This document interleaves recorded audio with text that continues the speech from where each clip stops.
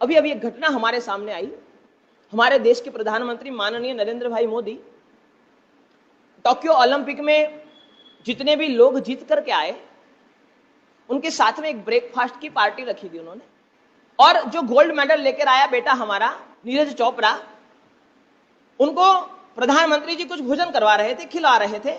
तो नीरज चोपड़ा ने कहा कि आप भी कुछ लीजिए।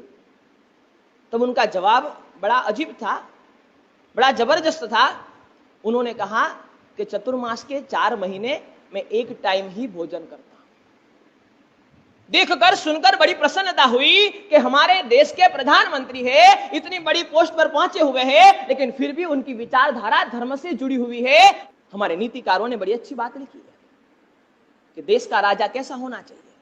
हमारे नीतिकारों ने लिखा है देश का राजा कैसा होना चाहिए, तो नीतिकारों ने शब्द दिया है सत्पुरुष होना चाहिए।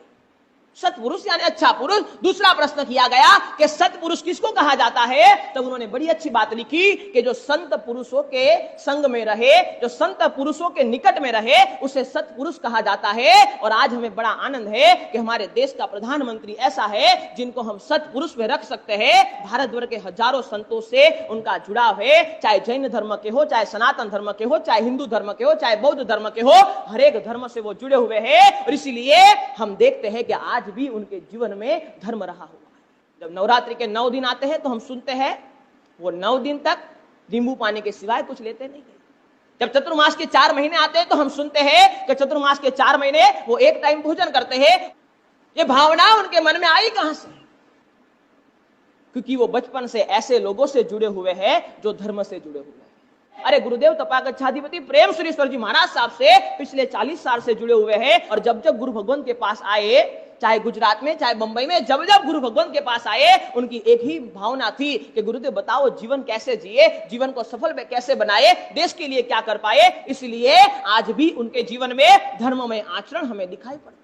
जहां जहां पर भी जाते हैं, वहां धार्मिक स्थानों पर जरूर जाते हैं, मंदिरों में जरूर जाते हैं। अरे हमारे प्रधानमंत्री जी ने तो मंदिरों में जाने का ट्रेंड शुरू कर दिया, वरना आज तक भारत का कोई प्रधानमंत्री, भारत का कोई राजनेता मंदिरों में जाता तक नहीं था।